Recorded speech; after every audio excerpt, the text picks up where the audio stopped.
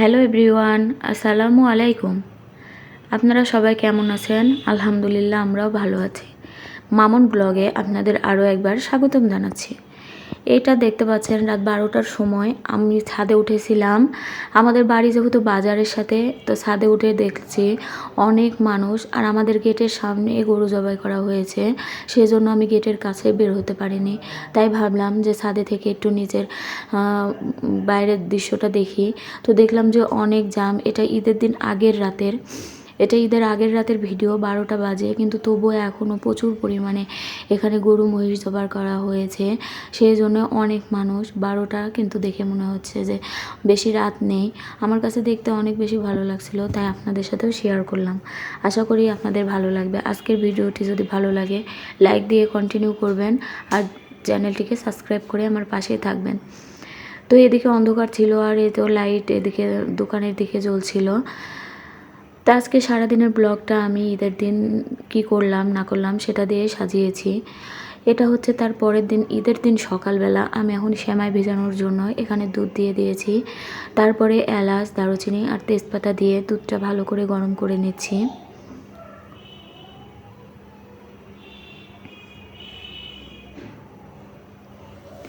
ঈদের দিন আসলে অনেক বেশি কাজের চাপে আমি সেরকম কোনো ভিডিও করতে পারিনি।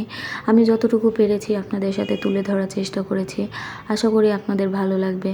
আমার ভিডিও কে কোথায় থেকে দেখছেন অবশ্যই নিচে কমেন্ট করে জানাতে পারেন। আপনার মূল্যবান মতামত জানতে পেরে আমার অনেক বেশি ভালো লাগবে। এখানে আমি কিছুটা তেজপাতা, এলাচ দিয়ে দিলাম। আজকের সেমাইটা আমি খুবই সিম্পলভাবে করব। এখানে আমি কাঠবাদাম, পেস্তা বাদাম কিছুই ব্যবহার করিনি। এখানে আমি পরিমাণ মতো চিনি দিয়ে দিলাম। এখানে আমি মোট 2 কাপ চিনি দিয়েছিলাম। আমার ক্ষেত্রে যেটা হয়, পায়েসে আমি কাঠবাদাম, পেস্তা বাদাম এগুলা দিলে আমার বেশি ভালো লাগে, কিন্তু কেন জানি সেমাইয়ের মধ্যে দিলে আমার একেবারেই ভালো লাগে না। এক একজনের পছন্দ এক এক রকম, এটাই স্বাভাবিক। আপনার ভাইয়া যেহেতু নামাজে যাবে, সেই জন্য আমি এটা নামাজে যাওয়ার আগেই সেমাইটা তৈরি করে রেখে দিচ্ছি, যেন ও নামাজে যাওয়ার আগে আমি ওর সামনে সেমাইটা দিতে পারি। আমার যেহেতু কোলে 2টাই ছোট ছোট বাচ্চা, এই জন্য আমি সংসারের কাজগুলো অনেকটাই হচ্ছে আপনার প্যারার মধ্যেই করি আর কি। তার মধ্যে কষ্ট করে ভিডিও বানাই। আপনারা প্লিজ একটা ভিডিওতে লাইক দিয়ে দিবেন। আপনার একটা লাইক আমাকে পরবর্তী ভিডিও বানাতে মোটিভেট করে। এখানে এখন আমি অপেক্ষা করব যতক্ষণ না দুধটা খুব ভালো করে ফুটে যায়। দুধটা ফুটিয়ে একেবারে ঘন করে ফেলবো না, জাস্ট 10 মিনিটের মতো অল্প আঁচে ফুটিয়ে নিয়েছিলাম।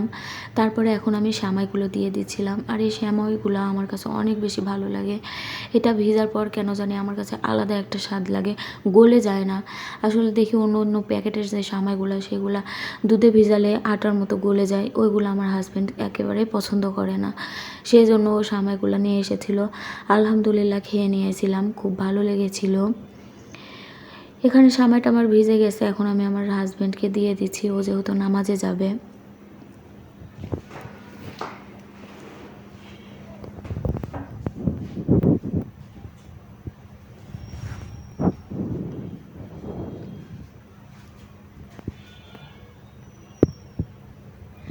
সেমাইটা এখনও খুব ভালো করে ভিজেছিল না, সেই জন্য হচ্ছে দুধ ছিল, যখন ভিজে যাবে দুধের পরিমাণ অনেকটাই কমে যাবে।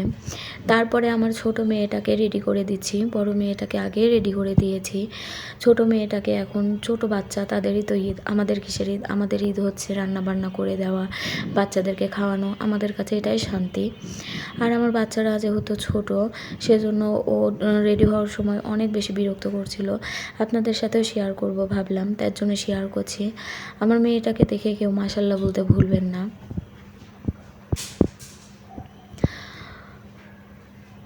আমার মেয়ের যে চুড়িগুলো কিনেছিলাম এগুলা দেখলাম যে অনেক বেশি ছোট, মানে ছোট আমার মেয়ের হাতের সাথে একেবারে মানে পারফেক্ট, যার কারণে ঢুকাতে আমার একটু কষ্ট হচ্ছিল। তারপরে মনে হয়েছিল এটা যদি একটু বড় যে সাইজে হতো তাহলে হয়তো সুবিধা হতো, কিন্তু বড় হয়নি, ভালো হয়েছে, কারণ ও টেনে টেনে খুলে ফেলতো। আমার মেয়েকে এখন আমি 2 হাতে চুড়ি পরিয়ে দিচ্ছি। বাচ্চাদেরকে সাজিয়ে দেওয়ার সময় নিজের ছোটোবেলার কথা অনেক বেশি মনে পড়ছিল। যখন ঈদ হতো কত না আনন্দ করতাম ছোটোবেলায়, সবার আগে ঘুম থেকে উঠে গোসল করে রেডি হয়ে আনন্দ করে বেড়াতাম। আর এখন জীবনটাই বদলে গেছে, এখন বাচ্চাদের মাধ্যমে আমরা সুখ খুঁজে পাই। আমার মেয়েটার চুল একটু বড় হওয়ার কারণে ভাবলাম ওর চুলটা দুই পাশে একটু বেঁধে দিই, তাহলে দেখতে অনেক মাশাআল্লাহ লাগবে। এ তো আমি চুলটা বাঁধছিলাম, ও খুবই বিরক্ত করছিল, যেহেতু ছোট ও খুব আনইজি ফিল করছিল। তবুও আমি কষ্ট করে রেডি করে দিয়েছিলাম। আর এখন সকালবেলা আমি যাব আমার বাবার বাড়িতে। আমি সকালবেলা শুধু আমায় রান্না করেছি, আর কোনো রান্না করিনি। আমার বাড়ি যেহেতু আমার বাবার বাড়ি থেকে 2 মিনিট লাগে যেতে, সেজন্য আসলে মা বলছিল যে আজকে মায়ের সাথে এই সারাদিন কাটিয়ে যেন আমি তারপরেই রান্না করি। সেজন্য ভাবলাম যে থাক, তাহলে প্রথম দিনই মায়ের কাছে একটু সময় কাটিয়ে আসি। সেই জন্য আমরা রেডি হয়ে নিচ্ছিলাম। এখন বাজছিল 9টার মতো, বেশি একটা বেলা হয়নি। আমরা যেহেতু সকালের নাস্তাটা মায়ের বাসায় যাই করব, সেই জন্য আমি খুব তাড়াহুড়ার মধ্যে রেডি হচ্ছিলাম। আর আমাদের এমনই কপাল জানেন বন্ধুরা, যতবার ঈদ হয় ততবার আমার কোনো না কোনো মেয়ে অসুস্থ হয়। গতবার ঈদ গেছে আমার বড় মেয়ের জন্ডিস কী না হয়েছিল। আবার এই বছর দেখলাম যে আমার ছোটো মেয়েরা সকাল থেকে জ্বর, তো মনটা খুব খারাপ লাগছিল। তারপরে ওষুধ খাওয়ার পরে কমে গিয়েছিল আলহামদুলিল্লাহ। এই যে দেখতে পাচ্ছেন ও কেমন আনইজি ফিল করছে, তবুও ওকে রেডি করে দিচ্ছিলাম। বাচ্চা মানুষ একটু সাজুগুজু না করলে তো ঈদ মনে হবে না, সেই জন্য আমি যতটুকু পারছিলাম ওকে জোর করে একটু সাজিয়ে দেওয়ার চেষ্টা করছিলাম।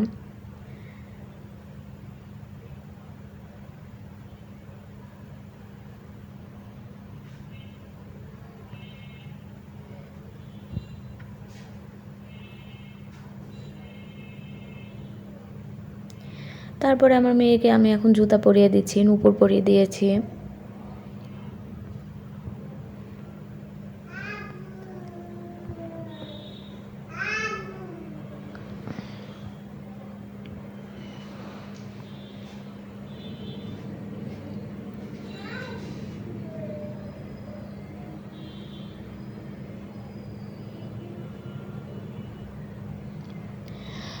তো আমার মেয়ে তো ফাইনালি রেডি হয়ে গেছে। আমার মেয়েকে দেখতে কেমন লাগছে অবশ্যই আপনারা কমেন্টে জানাবেন। আর আমার মেয়েকে সবাই একটা মাশাআল্লাহ বলে দেবেন। এই তো ও কোনো সময় স্থির হচ্ছিল না। আমি বলছিলাম বাবা একটু দাঁড়াও, তোমার ফটো তুলি, ভিডিও বানাই, কিন্তু ও কোনো মতেই আমার কথা শুনছিল না, মুখের মধ্যে একটা কাঠি দিয়ে বসেছিল। এই তো আমার 2টা রাজকন্যা, মাশাআল্লাহ মাশাআল্লাহ। আল্লাহ আমার বাচ্চাদেরকে অনেক দিন বাঁচায় রাখুক, ভালো রাখুক, মানুষের মতো মানুষ করুক। আপনারাও আমার বাচ্চাদের জন্য দোয়া করে যাবেন। আমার মেয়েটা তো এখন যাব আমরা, সেজন্য রেডি হয়ে গেছি। আর ও যে ওখানে একটা মাটির হাঁড়ি দেখেছে, ওখানে ও খেলবে, ও আসবে না। ওকে এতবার ডাকছিলাম, তবুও আসতে চাচ্ছিল না। তো আমার মেয়েটাকে বলছিলাম, বড় মেয়েটাকে, যে বোনকে ধরে নিয়ে এসো। ও এখন ওর বোনকে ধরে নিয়ে যাচ্ছে। আমার মেয়েদের ড্রেসগুলো কেমন লাগলো সেটাও আপনারা কমেন্ট করে জানাতে পারেন।